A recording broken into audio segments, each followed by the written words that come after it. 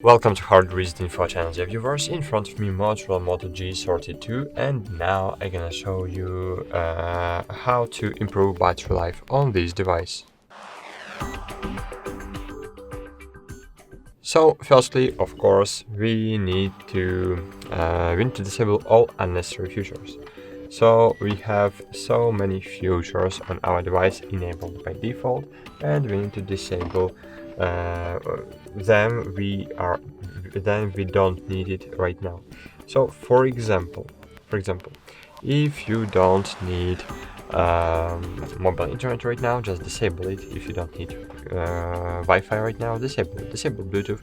If you don't need to listen to music with headphones right now or connected to the other Bluetooth devices, disable auto rotate, disable Dolby Atmos, disable hotspot and newbie share, and of course disable NFC and disable the location access.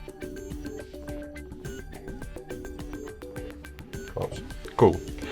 Then, of course, when you will disable all of them, you can enable the power saving mode. So open the settings, open battery, and here find battery saver, and click use battery saver. In this way, you will enable the battery saver mode, and in battery saver mode, your device will live longer. Thanks for watching. Like this video, subscribe to our channel, and bye. See you.